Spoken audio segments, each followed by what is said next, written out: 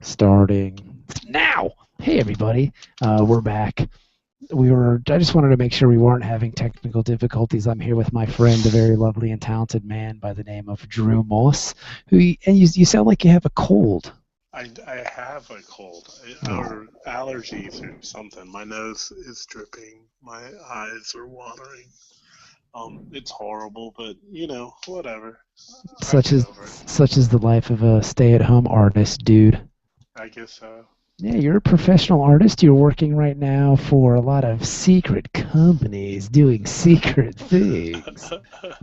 I do a lot of secret things for secret companies. Because I guess you were going to be on. I guess another dude asked you to do a podcast with him, and he was like, "Yeah, we can talk about the stuff that you're doing." And what did you have to tell him?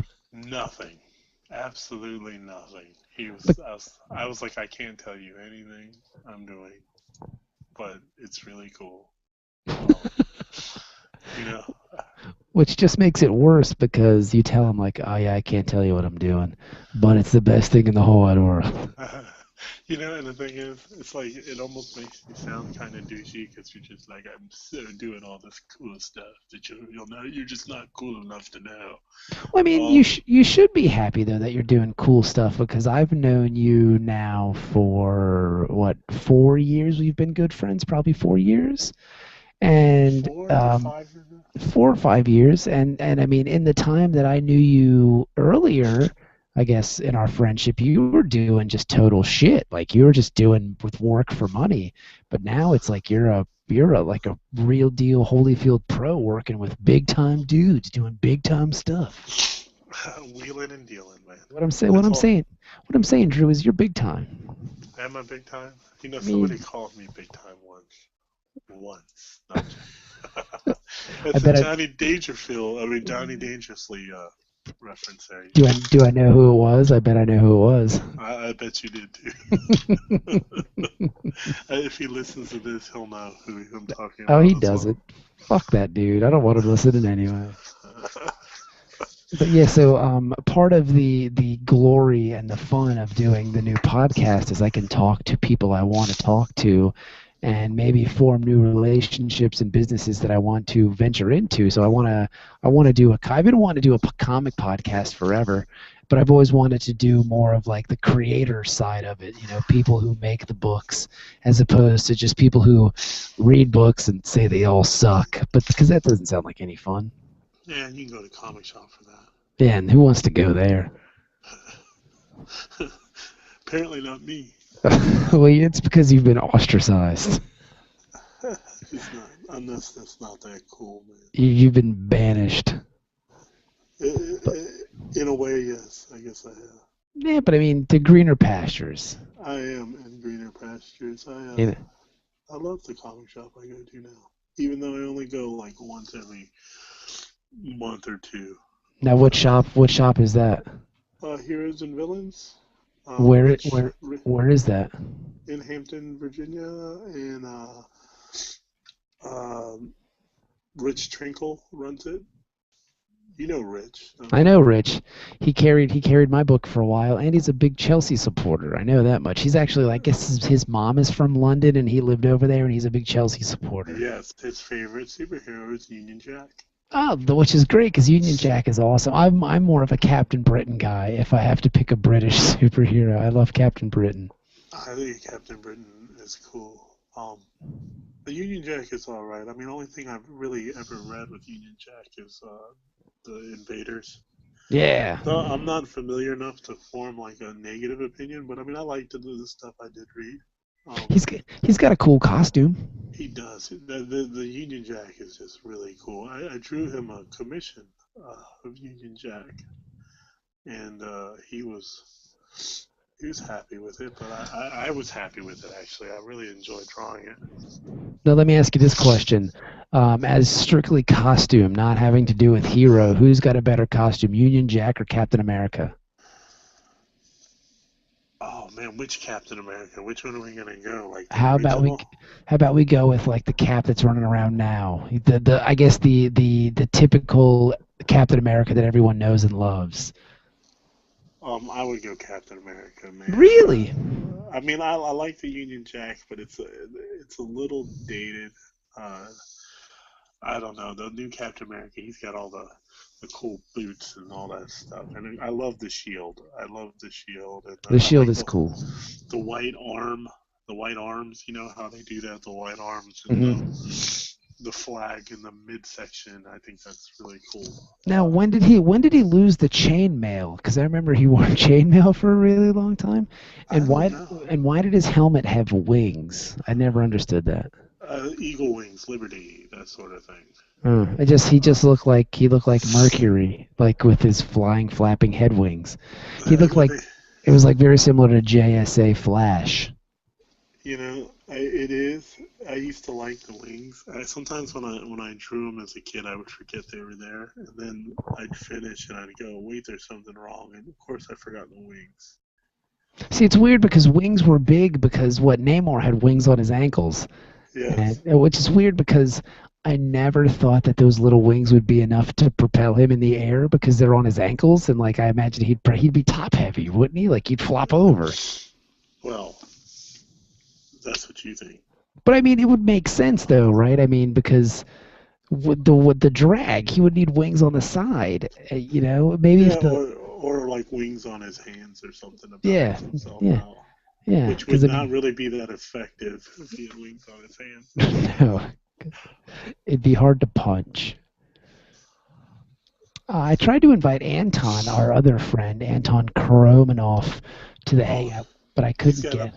he's got a bad internet connection, man. Ah, That's what he was telling me. He's like, I sent him a video to watch on palate cleansing, um, hmm. and Now, he, why would you send him a video on palate cleansing? it's a cigar palate cleanser, sir. Ah, well, that's right, because you guys are fancy cigar guys now. Yes, we are aficionados. No, actually, we're not that, but we are. Like, it's a weekend thing for me. That's cool. You guys get together and smoke cigars now. Because when I lived in Virginia Beach, you guys never did cool shit like this. I leave and go to Ohio, and now you guys get together all the time and smoke cigars. I'm not gonna lie to you. I'm Hey, not gonna lie. hey, I'm jealous. I get jealous.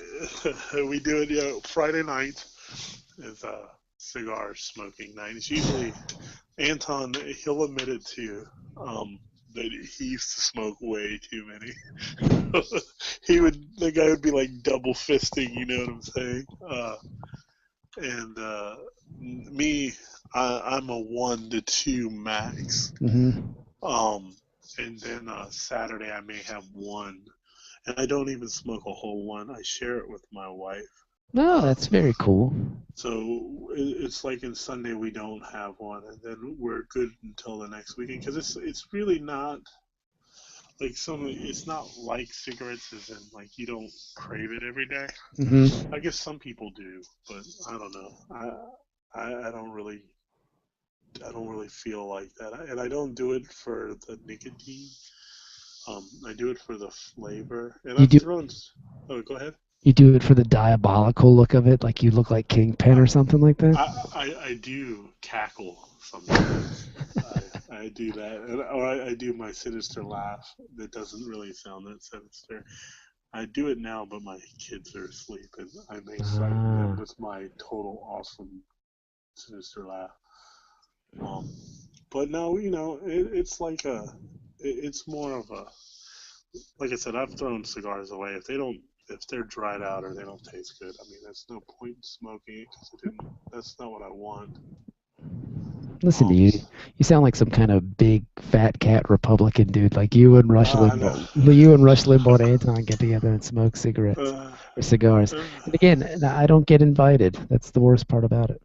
well, No, you're in Ohio. no It takes you invites. like 10 I'm just hours to get saying. here. I mean, when I lived there, we never hung out. I know, and now we're hanging out all the time. Who? It's You? great. I know. It's I would be hurt too. not Uh, hurt, just sad because I missed heroes. I miss my friends. You know what I mean? Like I miss you. I miss Anton. I miss Dennis Black and Asian. I miss Torres. I miss Mike. I miss people. I miss my friends. yeah, I You mean, know. But but the funny part is when I lived in Virginia Beach, I never wanted to hang out with anybody. isn't that weird? Yeah, I just wanted to stay home all the time. I don't know. I guess what absence makes the heart grow fonder. That's Isn't what that what? that's what they say. See how I sounded all intellectual there You for a second? you tend to do that, like you wax philosophically because you're a Buddhist, so you have that wise nature about And then I say something about balls or something, yeah. and then everything just goes down the Well, shitter. I mean, you gotta bring up balls eventually. It just happens.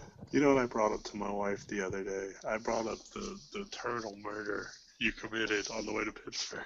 The turtle. Oh, that was a real bummer, man. It was. It was Yeah. so sad. At first, I thought you were. First, I thought turtle murder was slang for like some kind of penis thing. And then, like when I actually remembered that I ran over a turtle. You Yes, wanted to so go back and check on it. I felt really bad. I mean, I ran over that poor turtle. We were still in Virginia, and we were on like some like back road after eating steak and shake, and our bellies were full, and we weren't paying attention, and I ran over a turtle. Yes, And I it did. wasn't. I didn't want you to. I was like, we're in the middle of nowhere. You are not stopping the car. We're gonna get deliverance down here. I was like, we're gonna keep. I feel sorry for the turtle, but we're gonna have to let him go.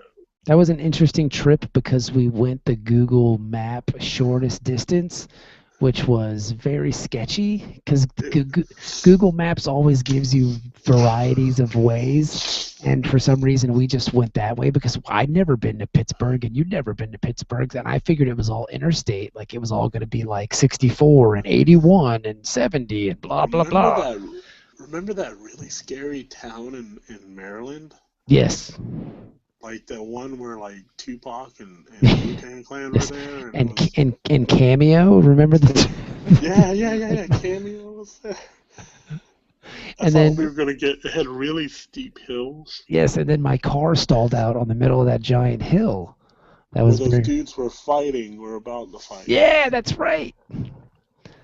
He I looked was like, like dude, he looked we, like Debo from Friday. he did look like Yeah, Debo. I yeah. thought we were gonna die. Nah, we've been in shittier places than that. We have been a lot shittier places than that. But yeah, that was fun. But yeah, we went on like the sketchiest back road woods, like up mountains on one lane highways with like it was just weird, man. It was a weird drive. It But that was a was very. but Pittsburgh, that was a really fun show. I will say that was one of my. I had a lot of fun. I mean, it wasn't my best show ever, but I had a great time. It's And just I just try to explain cons to people that have never been because like they just don't. I mean, it's just so much. You just go and you meet people and you hang out with your boys and it's just wonderful. Like it's a really great time. it is. It is. I recommend it to everyone, and if people who don't understand, well, fuck them. No, I'm joking.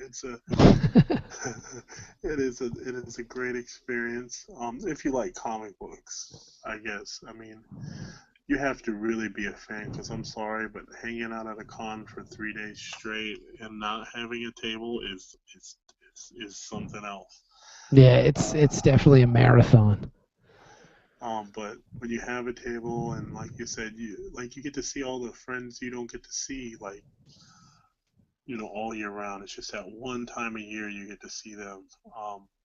It really makes it all worthwhile. Uh, like I don't know. Before when I first started going to cons, I had this like really weird misconception, like that they were the place to go to like I don't know somehow get work and this and that. Meet talent scouts. Yeah, meet talent scouts, whatever. Yeah, but now I realize it's more of a it's camaraderie, it's building relationships, it's meeting new people and seeing the old ones. It's about having a good time with 200 other people who do the same job as you or want to do the same job as you. I mean, when do you get that? You don't, Yeah. I mean, in your life, to hang out with that many people who have the same interest as you, it's a rare thing. So you should take advantage of it instead of wasting your time trying to manipulate people and get work more. I don't know. Be genuine and be an actual contributor. I guess. I like it's funny because like you said, people think they go there to get work and to meet like, oh, I'm gonna go there and I'm gonna meet, Ed Brubaker and I'm gonna show him my artwork and he's gonna be blown away and he's gonna work with me forever and we're gonna get married and have a unicorn. But the cool part about the show is like the first year we did Heroes, I met Hoyt Silva there, Oh, and what an awesome guy. yeah, and Hoyt was an up and coming artist, and he still is kind of. But he bought my book, and the next year he came back and he said he liked it, and we stayed in touch, and now we're working together on various projects, which is cool. So I mean, you go there and you like cultivate friendships and relationships, and it's just nice. Cons kind of don't work when you go there specifically to meet people and to, like you said, to meet people that do the same thing you do and you talk to them and you kind of get a feel that they're better than you or they're blowing you off or they don't want to be kind of, I don't know, man. Sometimes it works and sometimes it don't. You get that weird vibe like, oh, I'm better than you are. Oh, yeah, well, I mean, there's egos everywhere, but I don't know. I am very lucky to hang out with people who I don't know are like me and enjoy my company as I enjoy theirs. I No, mean, totally.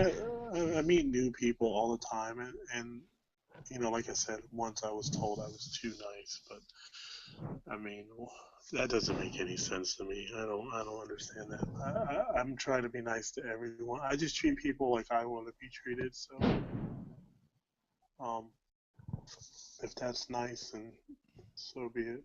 No, but that's cool though, man. But like, sometimes like I've talked to a couple dudes at shows, and I've definitely been like they've big time me. Like, yeah, yeah, yeah, yeah, yeah. And it's like, dude, you're making black and white books just like I am, bro.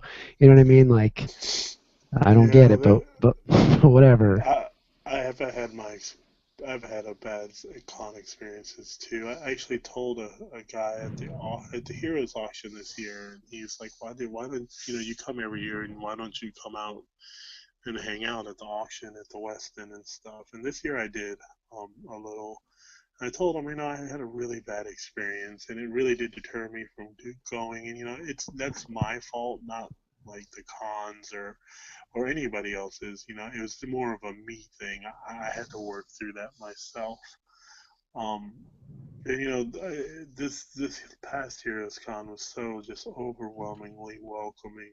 It was a great experience. Next year it's going to be better. So Well, do you think that you felt that way because you've received more validation as an artist, perhaps? Like you've been I guess your career has kind of moved along a little bit better, and when you had this bad experience, you were kind of new to the game, if you will. totally. I mean, it's totally that. I mean, I didn't know what I was doing. I had never had anything published. To tell you the truth, when that happened, I mean, did I even draw a whole comic before? No. I mean, I had none of the work experience, the life experience to handle something like that. It's like I thought I knew. Of course, I was young, um, so I thought I knew everything, and I thought I knew what it took to become an illustrator, and I didn't. But the reason, I mean, well, the way I was treated had nothing to do with that. I was just some drunk ass dummy, trying to play Mr. Badass in front of other people. But um, I was kind of in a group of people that there were professionals who had a lot of experience. And I think, it kind of sums it up. Like, I met this artist. I'm not going to name his name either, but he asked me, he said, "So what do you do?" And I was like, "Oh, I'm an IT guy for a psychiatric company." And then he looked at me and I was like, "Oh, what do you mean? Like, what do I draw? Like penciling?"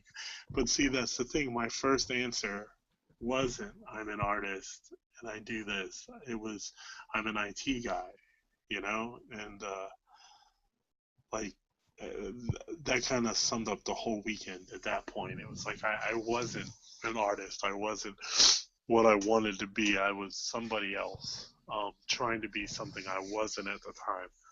Um, and and I guess it reflected in the weekend as well. So, I mean, it happens, and like the first time I told somebody I was a writer, I was at a birthday party for a little kid, and the dude came up to me and he was like, our kids were playing together, and he came up to me. He's like, "So, your kid's pretty nice." I was like, "Yeah, cool, thanks."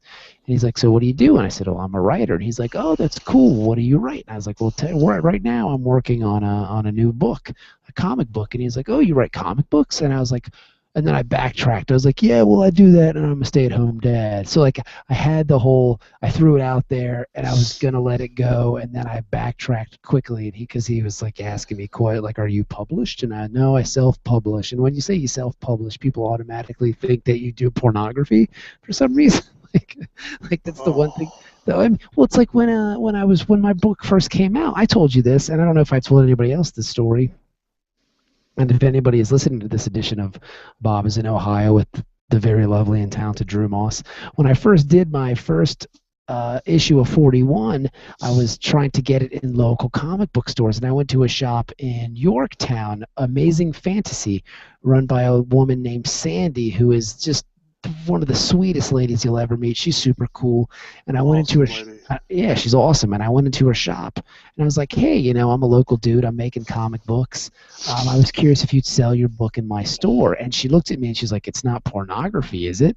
And I kind of looked at her and I was like, "Well, no, it's just a comic book." And she's like, "Well, because a lot of times when guys, make their own comic books, they're making pornography." Oh my god. Yeah, and I thought that was interesting. And it's funny too because when you sign up for cons, when you read like the fine print, they tell you things you can't sell, and pornography is one of those things. So I guess people make pornography. They draw pornography. I don't know. That's one thing I never got. Like it's like in my mind, it's still a drawing. I mean, it can be sexy or sensual, and of course, it can elicit reaction. But in all, though, in my mind, it's still just a drawing. Well, maybe you haven't looked at the right drawing of two men making love. Oh, I have, sir. I've drawn that drawing. I love homoeroticism. Only on Thursdays. Only on Thursdays. That's my homoeroticism day. That's great. It's on my calendar. See, now everybody knows. So now I'm going to get homoeroticism posts on Facebook on Thursday. That's awesome. I did get cookies um, and cupcakes at Heroes. God damn, like Heroes, I wanted to go so bad, and I was gonna go. I was gonna make the 8-hour trek. I was gonna leave Friday morning or Friday afternoon and get there Friday night and hang out for Saturday and Sunday and come home, but I couldn't go because my son needed a bunch of dental work. And all you keep doing is talking about how I know great it was Heroes great. was. Because when I went to Heroes with you, you were a nobody, and we didn't sell anything, but we had fun together. But now you're like this big superstar, Oh and I can't. God, Yeah, I hate you so much. I hate myself You sometimes. shouldn't, though. You're such a great guy. And like, and it's just, it's such a bummer. Such a bummer.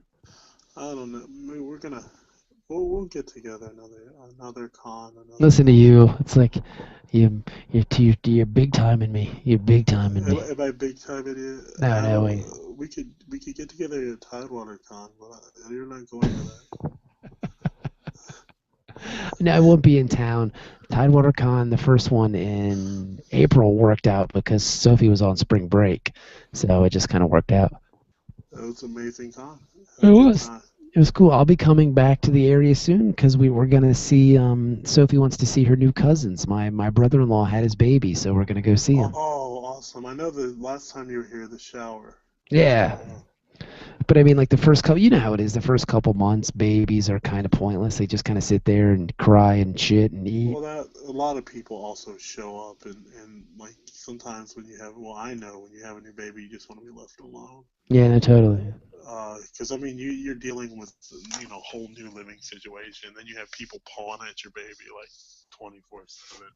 24/7, and you're like, I don't want you to touch his face. If you get him sick, he's gonna get us all sick, and it's gonna be horrible. Get your hands off my baby. But I will tell you what, though, I am definitely. I found out the other day that I'm sterile, which is cool now because of the surgery, and I'm so happy I'm not having kids anymore. I'm out. I'm done. I'm thrilled.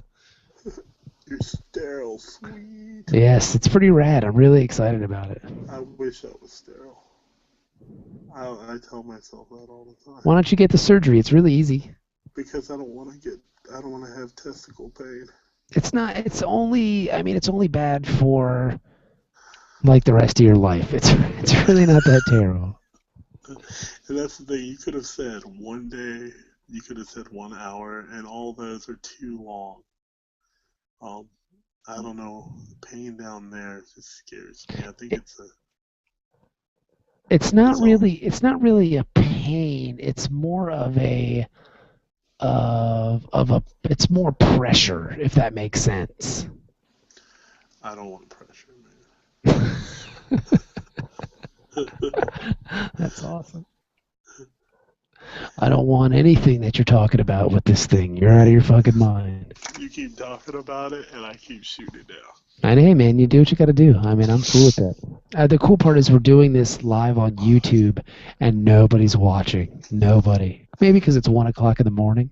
Is it? But Oh yeah, my it's goodness, it yeah. is. I'm gonna have to go to bed soon, so we might have to call this a night, and then we'll try again another night. Because what happened was we were gonna do this earlier in the night, but my son didn't go to sleep until later, and then my wife and I ate way too much ice cream and watched The Office because we just fall into these traps where we watch The Office for 2 hours straight because we both love Jim and Pam. Did you ever watch The Office? I watched The Office religiously, Yes. and almost for the same reason. I love Michael Scott.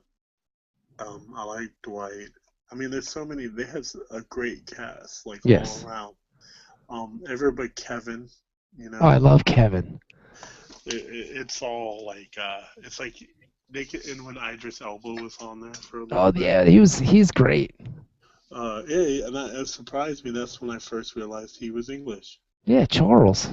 Yeah, and and I started watching Luther because he did it, and I love that show as well. How is Luther? I haven't seen that one. It is very intense, um, super intense. The violence is very realistic, like to the point where sometimes, like I flinch. I'm like, oh, that's Wow. horrible.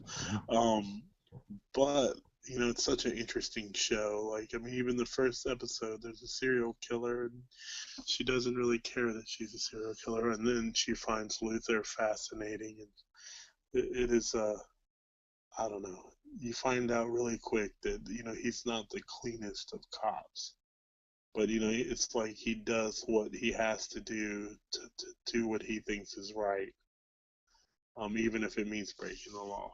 See, look at that. I just summed it up. You see that? That's like copy for a comic or something.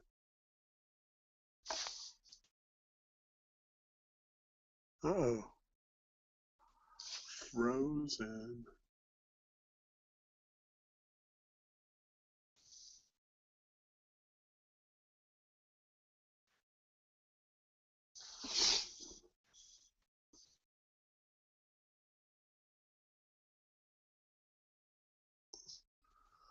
Hello, hello.